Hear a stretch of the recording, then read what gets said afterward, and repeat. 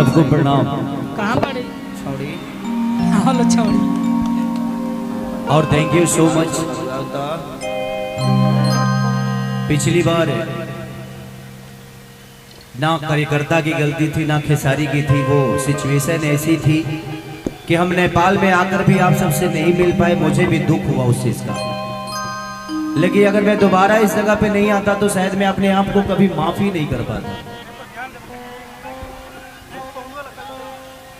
लेकिन जो प्यार आप लोग पिछली बार दिए थे इस बार मत दीजिएगा, नहीं तो फिर दोबारा खेसारी का कोई नहीं आ पाएगा। जिंदगी में आक्रोश जरूरी है, बट अपनों के लिए कभी आक्रोश मत करिएगा जिससे हम सबका नुकसान हो जाए। उसमें क्या होता है कि सिर्फ आप ही नहीं, आपका प्रदेश भी बदनाम होता है, यहाँ के लोग भी बदनाम होते हैं। तो हमें इस सब चीजों का संयम जरूर रखना चाहिए। ये कार्यक्रम, ये खेसारी, चाहे कोई भी दुनिया का कलाकार आता है आप सबके मनोरंजन के लिए, आप सबके प्यार के लिए। तो कोशिश करिए कि जितना सलीलता से उसको प्यार दे दीजिए और उसका मनोरंजन देकर आप लोग खुशी होकर अपने घर जाइए। I love you two.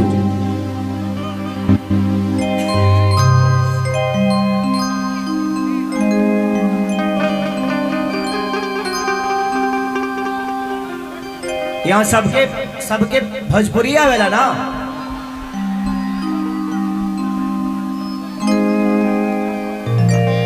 हमारा खाली भोजपुरिया है। प्यार काली परसो के रहे भुला गइल वैसे जैसा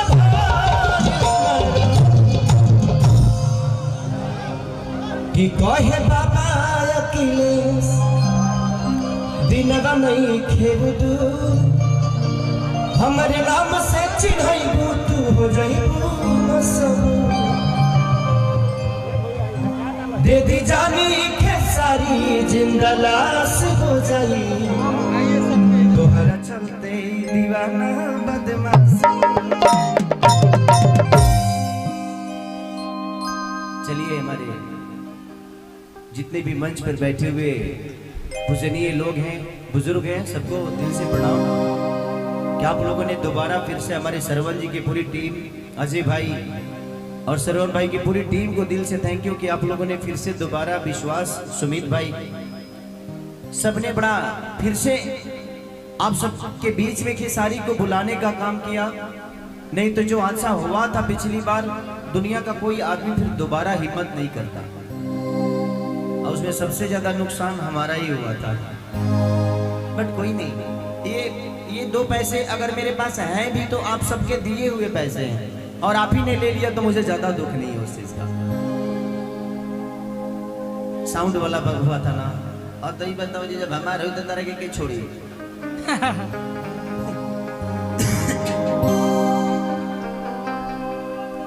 दिखाओ।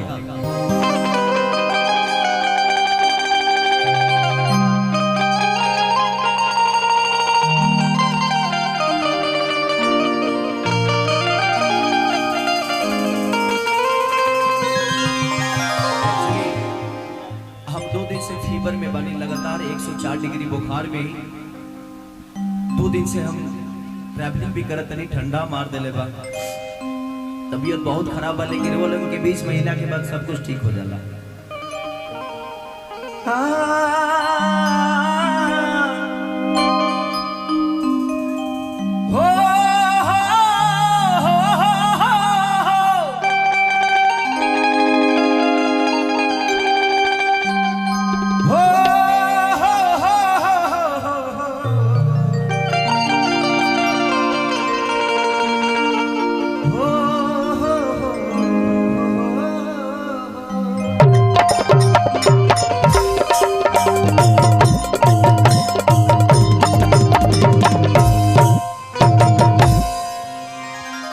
कि जय गणेश मंगल करना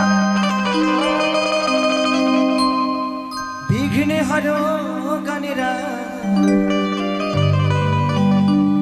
एक दंत करी वरी बदना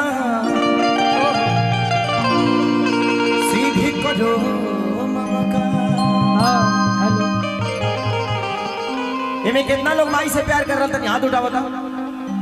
वाह, बोल दिया सच्चा दरबार की जय। कितना लोग मेहरारू से करेला? बताओ लो, देख ला लो, बड़ा एको मरद देखे जो अपना मेहरारू से प्यार करत हो। सब दिन डरात तरह लो। अपना मेहरारू से ना, दूसरा के मेहरारू से उठा लो। देख, कोई बात नहीं, अपना मेहरारू से प्यार ना कर बोलो तो टाइम से फरा उठाना मिली। तो ध्यान रखिए लो, अपनों मौके की जरूरत भी है। हाँ। जी बताइए। और स्पीकर से थोड़ा दूर रहिएगा आप लोग, अगर वो गिर जाएगा तो हम भी इधर से गिरते हुए निकल जाएंगे। तो ध्यान आप लोग को रखना है कि आप जितना देर संयम बनाइएगा मनोरंजन उतना ही देर होगा, क्योंकि आप जितना शांति से कार्यक्रम देखिएगा उतना ही शांति से हम ज्यादा देर तक रहेंगे आपके साथ। तो इसका ध्यान सबको रखना पड़ेगा कि माँ के ज्योति से नूर मिलता है, सबके दिलों को सरूर मिलता है, कि माँ के दरबार में जो जाए खाली हाथ उसे कुछ ना कुछ जरूर मिलता है।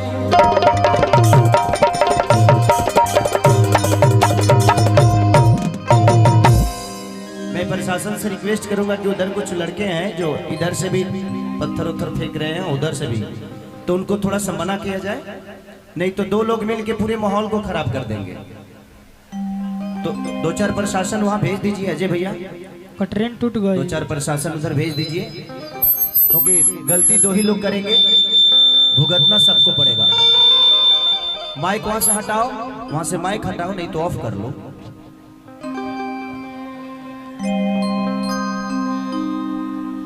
कि पनवा से पातर फूलवा से नाजू, हेलो, अरे हई मोर माई महारानिया रे। ओहो, हेलो हेलो हेलो।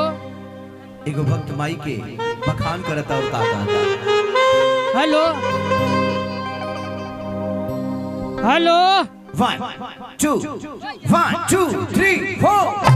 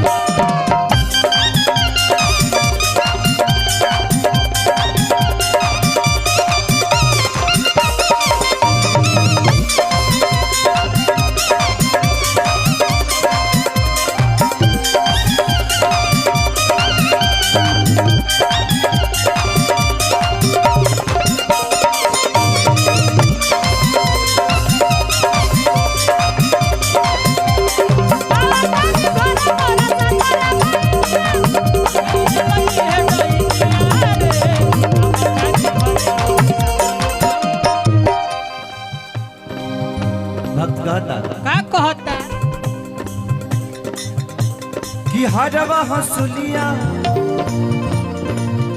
मंगईनी बाजार से, टीका मंगा टीका ले सोनार से,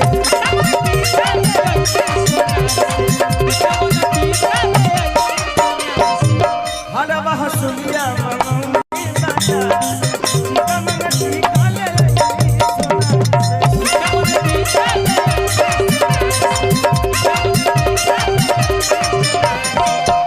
कि नवमी में 9 दिन रही हमारी मैया, लेके आई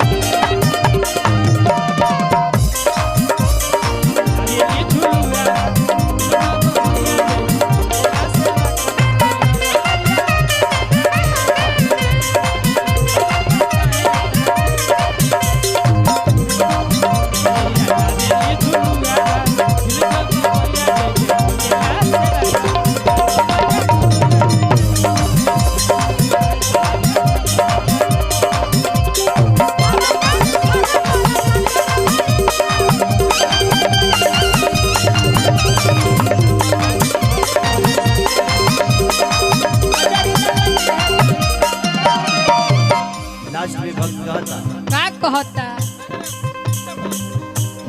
कि पूजे खातिर आ गई माई दुआरी ए माई तोहर के बोलावे तोहर लइका खेसारी तोहर के बुलावे तोहर लइका खेसारी तोहर के बुलावे तोहर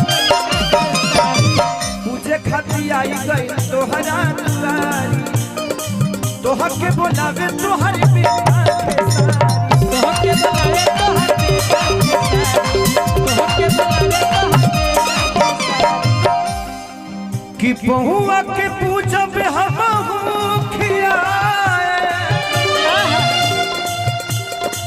नमी में नौ कनिया रे